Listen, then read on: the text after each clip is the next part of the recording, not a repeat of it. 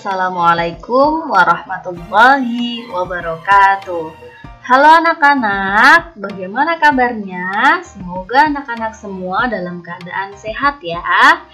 Bertemu kembali di pembelajaran bahasa Indonesia bersama Ustazah Anggra.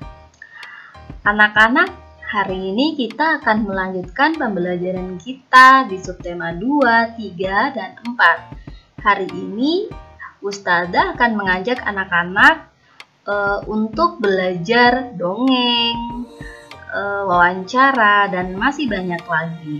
Jadi, nanti kita akan belajar menulis juga. Jadi, anak-anak siapkan buku tulisnya ya. Tetap semangat. Sudah siap semua ya?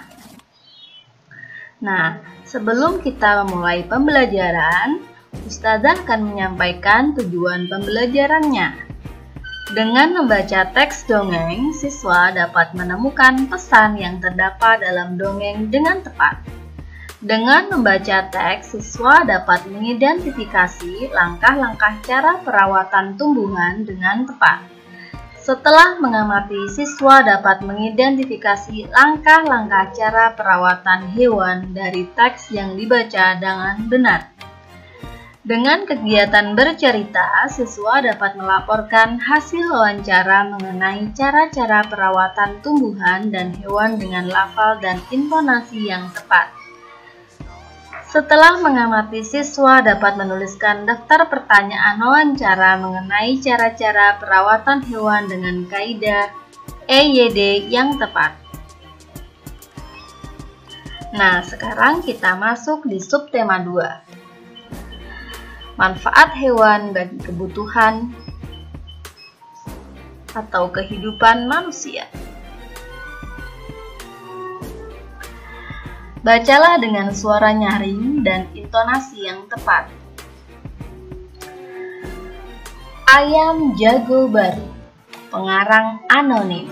Anonim itu pengarangnya tidak diketahui ya. Ada ayam jago baru di suatu dusun.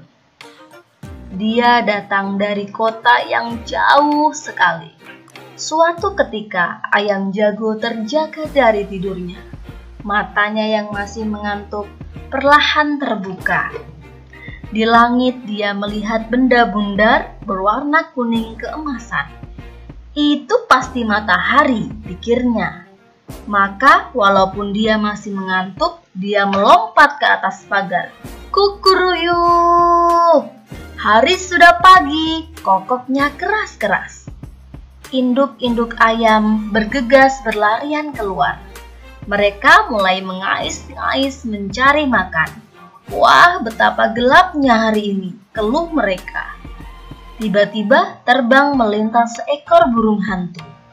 Dia hinggap di pohon dekat mereka. Kamu siapa? Tanya si ayam jago baru.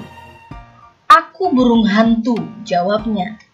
Hai, mengapa kalian ribut-ribut di tengah malam begini?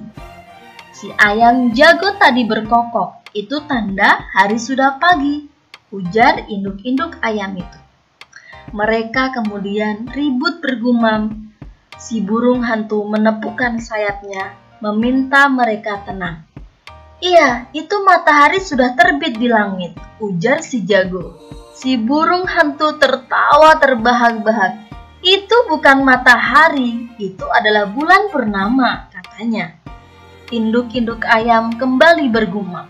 Mereka kembali ke tempat masing-masing dan tidur lagi. Si ayam jago baru merasa malu. Dia berjanji besok lagi akan membuka kedua matanya lebar-lebar. Dia harus yakin yang dilihatnya adalah matahari.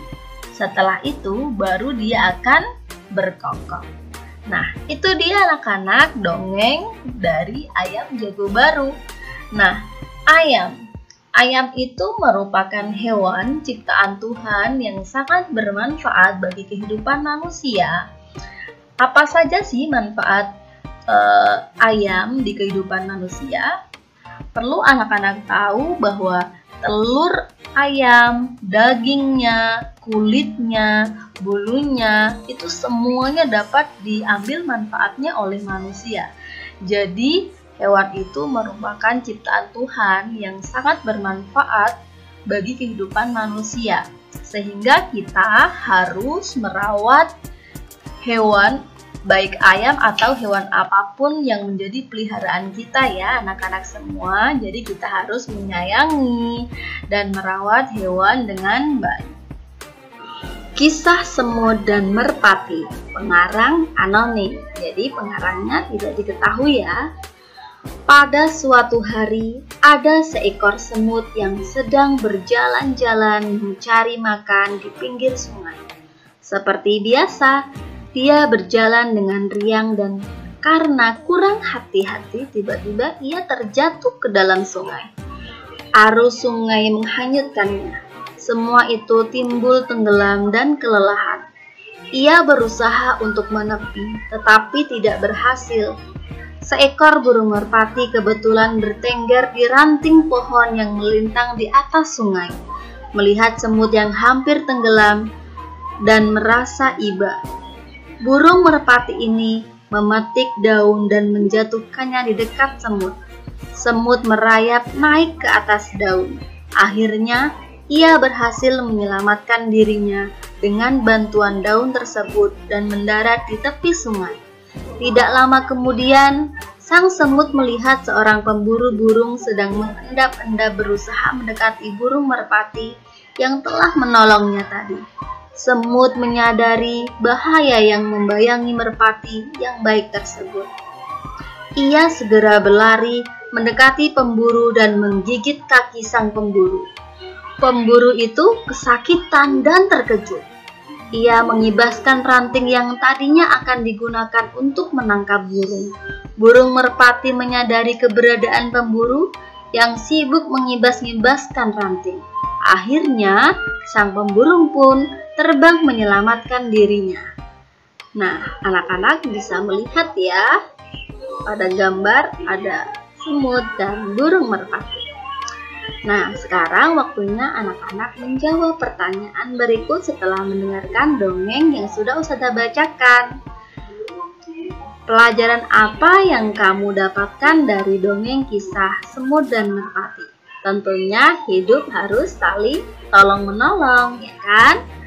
Yang kedua, dari paragraf berapa kamu menemukan pelajaran dari dongeng kisah Semut dan Merpati? Paragraf adalah setiap kalimat yang ada di sini.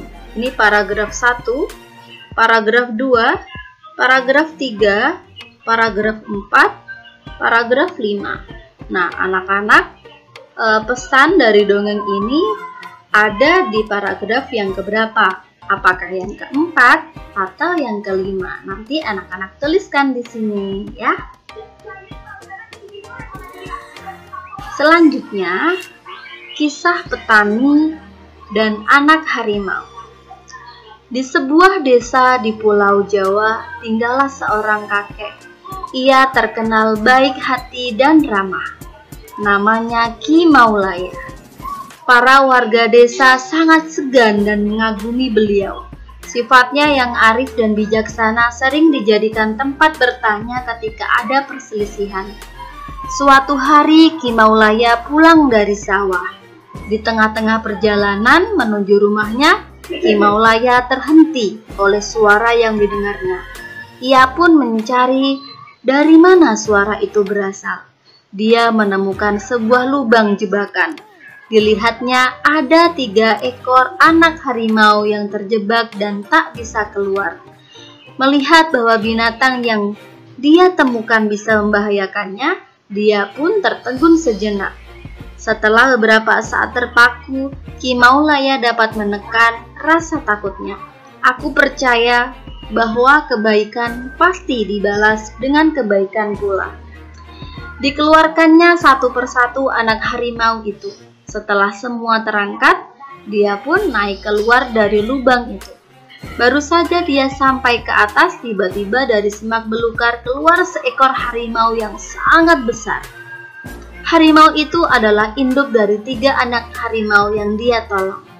Ki Maulaya pun gemetar dan berkeringat dingin, namun dia mencoba mengendalikan rasa takutnya. Ia hanya pasrah pada kehendak Sang Pencipta. Harimau itu mendekatinya sambil mengendus-endus Ki Maulaya. Lalu dia pergi membawa anak-anaknya. Konon setelah kejadian itu, Ki Maulaya dan harimau menjadi sahabat. Harimau itu sering menunggui Ki Maulaya ketika di sawah dan menjaganya dari bahaya hewan-hewan buas. Dan apa yang diyakini Ki Maulaya terbukti bahwa kebaikan pasti dibalas dengan kebaikan pula. Sampai ketemu di pembelajaran berikutnya. Wassalamualaikum warahmatullahi wabarakatuh. Semangat selalu anak-anak. Anak-anak pasti bisa. Anak-anak hebat pasti semangat belajar. Semangat!